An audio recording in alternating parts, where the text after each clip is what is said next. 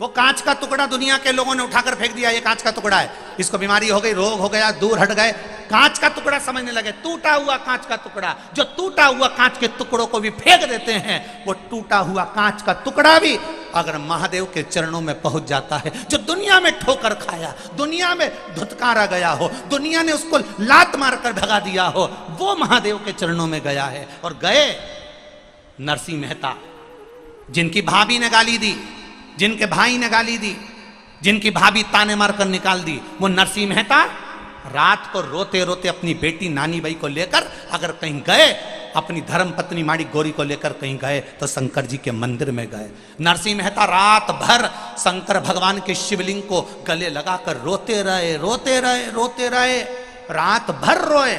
मेरा महादेव सुबेरे प्रसन्न हो गया। नरसिंह तुझे क्या चाहिए? नरसिंह जी कहते हैं मैं सांवरिया सेठ को मानता हूं, पर तुम्हारे मंदिर में रोया हूं, कोई बात नहीं, तुझे चाहिए क्या? नरसिंह जी कहते हैं एक बार सांवरिया का दर्शन करा दो। भगवान शंकर नरसिंह जी को नंदी पर बिठाकर गौलोक धाम ले गए, जहां दुनिया का व्यक्ति मरने के बाद बैकुंठ जाता है, भगवान उसको जीते जी ले गए और सांवरिया जी के सामने ले जाकर खड़ा कर दिया। सांवरिया जी ने नरसिंह जी से पूछा, यहां लोग मरने के बाद आते हैं, तू जीते जी आ गया? नरसिंह जी तुझे लेकर कौन आया? इतने में नरसिंह जी ने कहा मुझे भोलेनाथ लेकर आए हैं। सांवरिया जी ने कहा नरसिंह अगर वो लेकर आए हैं तो मैं कुछ नहीं कहूंगा, मांग तुझे क्या चाहिए? नरसिंह जी कहते हैं बड़ा दुखी हूं, मेरे परिवार के लोगों ने धक्के मारकर निकाल दिया, गाली देकर निकाल दिया, मेरी भाभी ने मुझे पानी से कड़ली रोटी तक खिलाई है, गाली देकर धुतकार कर निकाल दिया, मेरी छोटी सी बेटी है उसको लेकर मैं बाहर निकल गया, कोई नहीं मेरा,